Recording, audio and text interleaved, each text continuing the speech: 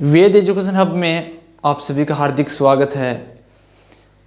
आपने वेद education hub को जो प्यार दिया है उसके लिए मैं आपको तहे दिल से शुक्रिया करता हूँ, और अपना परिवार ऐसे बढ़ता रहे, आपका साथ रहा तो हम और बेस्ट आपके साथ में कुछ करने वाले हैं और आपकी तैयारी में हमारा भी कुछ अंश शामिल करेंगे। अब देखिए, आज अपने दोस्तों महासागरीय प्री संचरण के अंतर्गत ज्वार भाटा जो होता है उसको देखने वाले हैं। ज्वार भाटा है उसके बारे में देखिए। महासागरीय प्री संचरण है,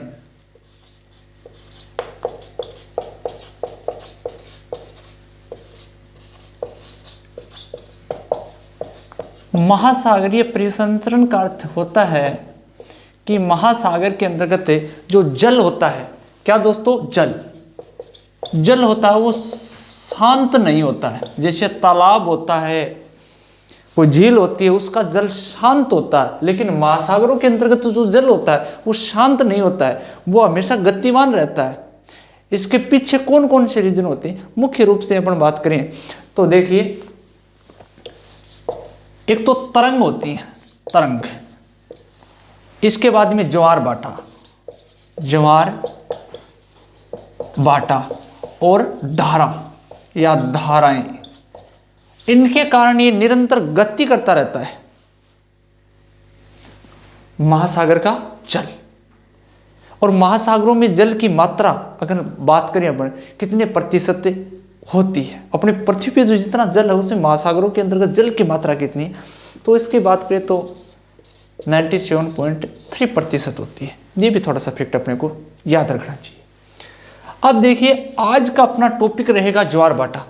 हर एग्जाम में यहां से क्वेश्चन पूछा जाता है, और ये जो क्वेश्चन है, ये जो भी विद्यार्थी होता है या जो भी वहां पे एग्जाम हॉल में बैठा हुआ प्रत्येक व्यक्ति या परीक्षार्थी ये क्वेश्चन सोल्व करके आता है, तो वो ये समझो कि अपने को 1 लाख विद्यार्थियों से आगे पाता है। इस प्रकार का क्वेश्चन पूछा जाता है यहां से, और हर बार नई ट्रेंड का क्वेश्चन आता है। तो आज इस टॉपिक में जो नया जो क्वेश्चन पूछा जाता है उसके ऊपर अपन पूरा फोकस रखेंगे, और अपना यहां से गलत नहीं जाना चाहिए, पूरी शिद्दत के साथ में अपना आज इसका अध्ययन करेंगे। देखिए, ज्वार भाटा है, इसके बारे में अपन इसकी उत्पत्ति पहले तो जानते हैं कि ज्वार भाटा है क्या। ज्वार भाटा यानी ज्वार भाटा किसको कहेंगे? ज्वार भाटा कहते हैं दिन में महासागरीय जल का नियम से, देखिए नियम से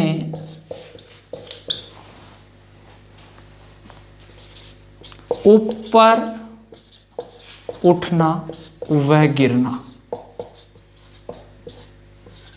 ज्वार भाटा कहलाता है। इसकी डेफिनेशन से ही बहुत ही शानदार तथ्य अपने पास में कूट वाले क्वेश्चन में डाला जा सकता है।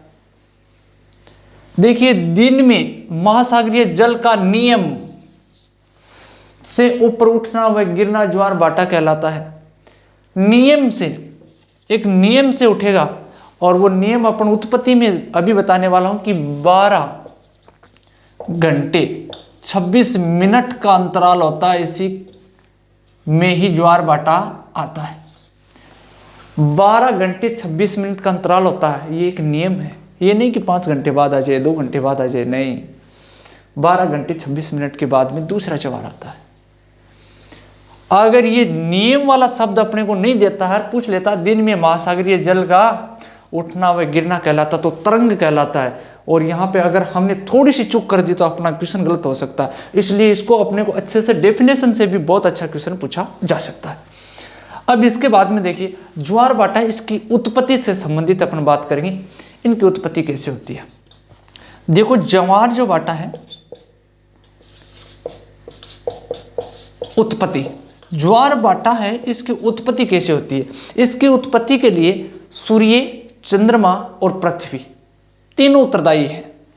कौन कौन? एक तो अपना सूर्य, दूसरा अपन बात करें चंद्रमा, तीसरा अपन बात करें अपनी पृथ्वी। इन तीनों की अलग अलग स्थिति के कारण ज्वार भाटे उत्पन्न होते हैं। प्रत्येक ज्वार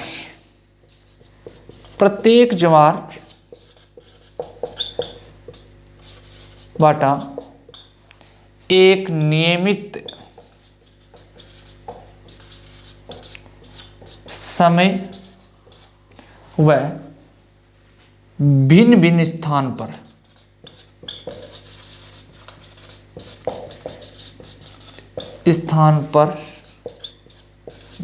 भिन्न भिन्न समय में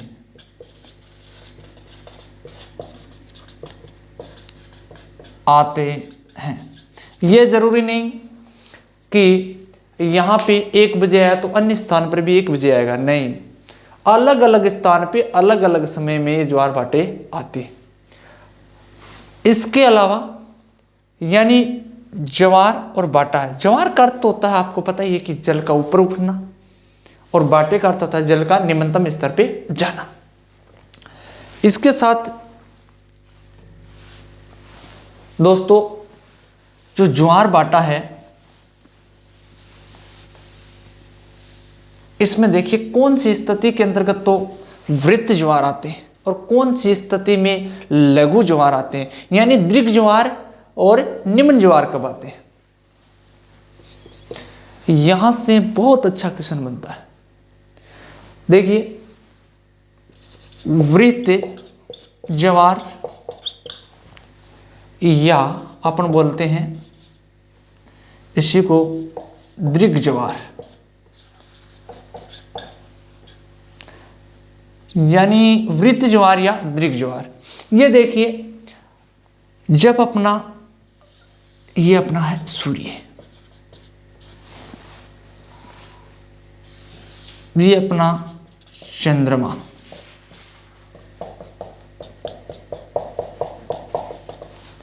और ये अपनी है पृथ्वी, ये अपनी क्या है पृथ्वी। तीनों एक सीध में होते हैं, तीनों एक सीध में होते हैं, तब कौन सी ज्वार आते हैं? वृत्त ज्वार या दीर्घ ज्वार आते हैं। देखिए पृथ्वी बाहर की तरफ है, सूर्य और चंद्रमा दोनों एक तरफ है। इसको अपन क्या बोलते हैं? इस स्थिति को युति बोलते हैं। याद रखना, युति बोलते हैं। इस स्थिति को क्या बोलते हैं? युति बोलते हैं। एक जो स्थिति होती है उसमें सूर्य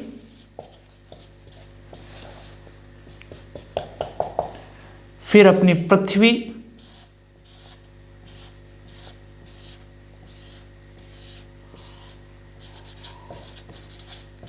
और फिर अपना चंद्रमा।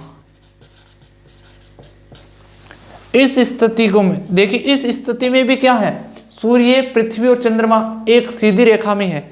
इसको बोलते हैं वियुति, और इसको क्या बोलते हैं? युति। ये युति और वियुति क्या है? सूर्य, चंद्रमा और पृथ्वी एक सीध में, देखिए इस स्थिति को बोलते हैं युति। सूर्य, पृथ्वी और चंद्रमा इस स्थिति को बोलते हैं वियुति। इसका मतलब यह है कि वृत्त ज्वार और या दीर्घ ज्वार अमावस्या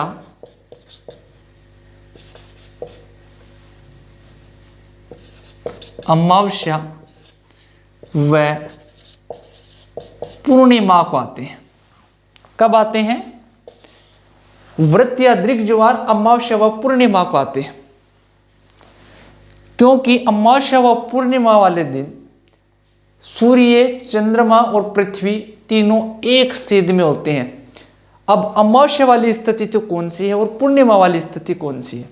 युति वाली स्थिति ये तो अमावस्या की है और वियुति वाली स्थिति ये पूर्णिमा की है। ये बात भी आपको अच्छे से याद रखनी है, क्वेश्चन यहीं से पूछा जाता है। कि युति वाली स्थिति तो कौन सी है, अमावस्या की है। वियुति वाली स्थिति पूर्णिमा की है। इस दिन क्या होता है, क्योंकि आपको पता ये अपनी पृथ्वी है, सूर्य के चारों ओर दीर्घवृत्ताकार पथ पे, कौन से पथ पे, दीर्घवृत्ताकार पथ पे सूर्य का चक्कर लगाती है। यानी चक्कर अपन ज्योग्राफिक लैंग्वेज में बात करें तो क्या करती है, परिक्रमा करती है। क्या करती है, परिक्रमा। और वो कितने समय में करती है, आप सबको मालूम है 365 सही एक। देखो आप सबको पता दीर्घवृत्ताकार पथ पे 365 सही 1/4 दिन में चक्कर लगाती है।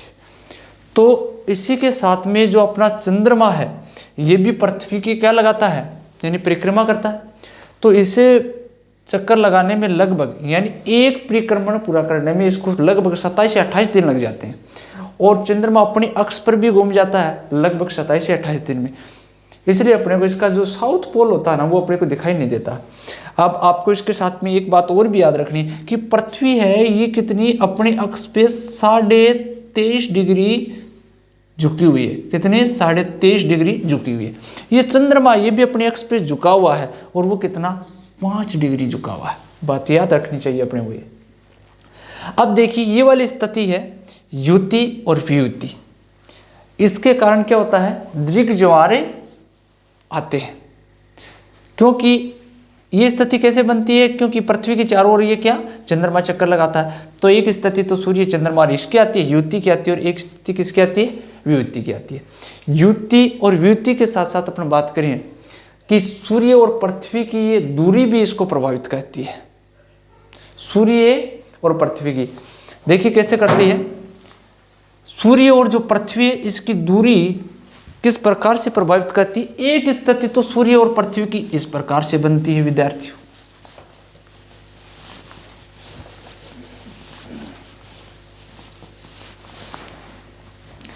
ये अपना सूर्य है, यानी दीर्घवृत्ताकार पथ पे चक्कर लगाती है अपनी पृथ्वी। तो पृथ्वी यहां पे है और यहां पे। अब पृथ्वी यहां पे है यानी 2 जनवरी के आसपास और 14.7 करोड़ किलोमीटर किया। और ये वाली स्थिति है, इसको अपन बोलते हैं अपसोर। ये 4 जुलाई को होती है। और ये वाली है, इसको बोलते हैं उपसोर। ये वाली होती है 15.2 करोड़ किलोमीटर की स्थिति। यानी सूर्य और पृथ्वी जब नजदीक होते हैं, वो अपनी आम बोलचाल की भाषा में बात करें तो सर्दियों के समय में पृथ्वी सूर्य के नजदीक होती है। ये बात अपने को याद रखनी चाहिए। अपने ना जो शीत ऋतु होती है 2 जनवरी के आसपास उत्तरी गोलार्ध में, तब अपनी पृथ्वी सूर्य के नजदीक होती है। अब इस पे आप अपना बेसिक कंसेप्ट नहीं लगा सकते कि नजदीक होती है सूर्य तो एक खुद आग का गोला, तो अपनी यहाँ पे टेम्परेचर ज्यादा होना चाहिए। नहीं विद्यार्थी, पृथ्वी अपनी अक्ष पे झुकी हुई है और झुकी होने के कारण क्या है, सूर्य की किरणें तिरछी पड़ती है। तिरछी पड़ने के कारण अपने क्या होती है, शीत ऋतु होती है। यानी 2 जनवरी ये उपसौर। उपसौर कैसे याद रखेंगे अपन, अपने कोई नजदीक आ जाता है, कोई नजदीक आ जाता है, उनको क्या बोलते हैं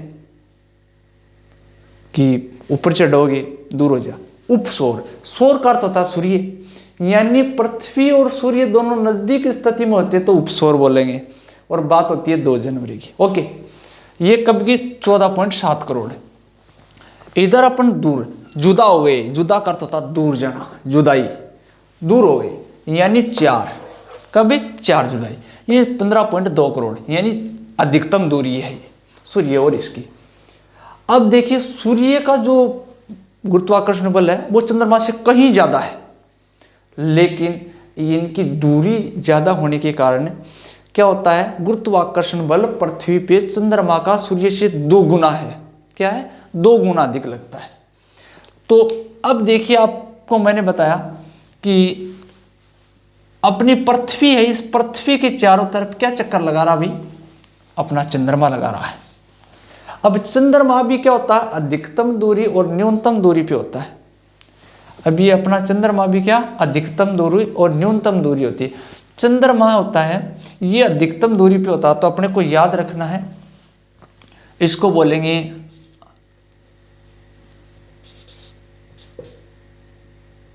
अपभू, दूरी पे, सर्वाधिक दूरी पे।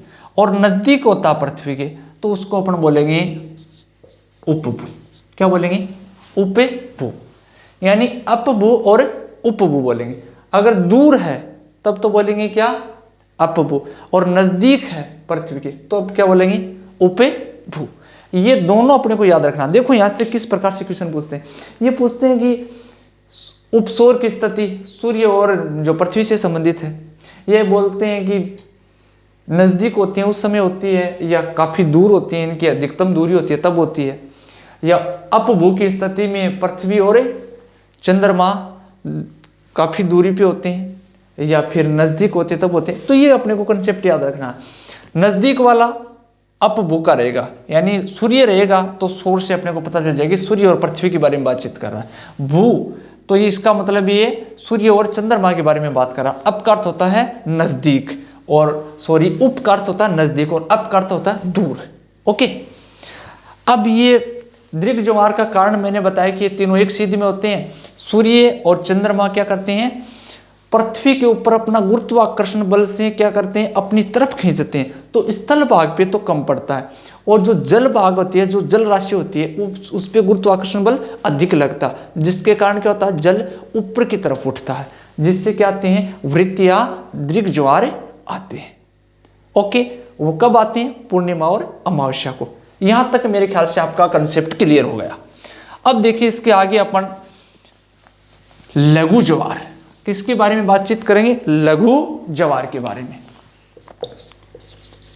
लघु ज्वार, ये लघु ज्वार कब आते हैं, लघु ज्वार आते हैं सप्तमी व अष्टमी, शुक्ल पक्ष और कर्षण पक्ष, यानी शुक्ल पक्ष और कर्षण पक्ष की जो सप्तमी और अष्टमी होती है, इस दिन क्या आते हैं, लघु ज्वार आते हैं। क्या आते हैं, लघु ज्वार।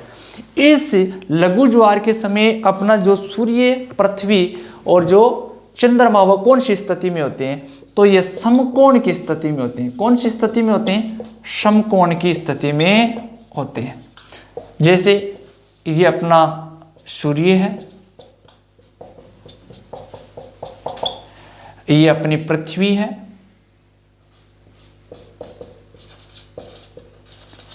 और समकोण की स्थिति में ये अपना चंद्रमा है। एक स्थिति तो ये हो गई, एक जस्ट इसके विपरीत हो जाएगी, यानी सूर्य और पृथ्वी और चंद्रमा समकोण की स्थिति पे होते हैं तब लघु ज्वार आते हैं। यानी चंद्रमा अपने प्रथम और चतुर्थ, जो चतुर्थांश में होते हैं, तब कौन से ज्वार आते हैं भाई, लघु ज्वार आते हैं। इसके अलावा यानी ये लघु ज्वार आने का प्रमुख कारण कि सूर्य है और चंद्रमा है, ये क्या करते हैं, पृथ्वी पे क्या डाल रहे हैं, अपना गुरुत्वाकर्षण बल डाल रहे हैं। ये गुरुत्वाकर्षण बल क्या हो जाएगा, ये एक दूसरे के विपरीत हो जाएगा। विपरीत होने के कारण क्या होगा, ज्वार लघु आएंगे। दोनों का गुरुत्वाकर्षण बल क्या होगा, विपरीत होगा, इसलिए लघु ज्वार आते हैं। ये अपना ज्वार बाटा था। अब इस ज्वार बाटे से हमें कौन कौन से लाभ है, ज्वार बाटे से कौन कौन से लाभ है, तो बहुत अच्छा क्वेश्चन पूछा जा सकता है। जापान और फ्रांस ये ज्वार बाटे का सबसे ज्यादा उपयोग करते हैं, लाभ बहुत ज्यादा उठाते हैं। कैसे उठाते हैं, ये जल विद्युत बनाते हैं भैया, या इसको अपन ज्वारीय ऊर्जा बोल सकते हैं, ज्वारीय ऊर्जा प्राप्त करते हैं। अपने भारत के अंतर्गत भी ज्वार बाटा है, इससे ऊर्जा प्राप्त करने के लिए अभी डेवलप किया जा रहा है और की भी जा रही है। इसमें क्या होता है, ज्वार बाटे से ज्वार बाटा आता तो ये जो लहरें होती हैं वो आगे तक आती हैं, जिसके कारण जो टरबाइन लगाया जाता है और वो उससे ऊर्जा मिलती है और जल विद्युत भी बनाई जाती है। इसके अलावा इससे जो मछलियाँ होती हैं, क्या मछलियाँ, वो मछलियाँ क्या होती हैं, जल के साथ में किनारों तक आ जाती हैं, जिससे जो मछुआरे होते हैं उनको पकड़ने में आसानी हो जाती है। इसके अलावा जो निकटवर्ती जो नगर हैं उनमें जो कचरा होता है, जल क्या होता है आगे तक आ जाता है, और वो कचरा होता है वो उनके साथ में बहकर, यानी जो तटीय जो नगर हैं उनमें सफाई का काम भी करती है। इसके अलावा जो ज्वार भाटे होते हैं उनसे महासागरों के अंतर्गत जल होता है वो जमता नहीं है, यानी गति करता रहता है। इसके अलावा जो महासागर होते हैं, इन महासागरों में ज्वार भाटे से जो नौका होती है, नौका वो क्या होती है, जल की मात्रा अत्यधिक होती है, क्योंकि ज्वार आते हैं तब जल अपने किनारों की तरफ काफ़ी तेजी से आता है, तो ये नौकाएं क्या आ जाती है, तट के नज़दीक आ जाती हैं, इसमें क्या होती है, सहायता मिलती है। ये अपना था ज्वार भाटा। आज की क्लास आपको कैसी लगी जरूर कमेंट सेशन में कमेंट करके बताना है। कल मिलेंगे इसी वक्त, तब तक के लिए जय हिंद जय भारत।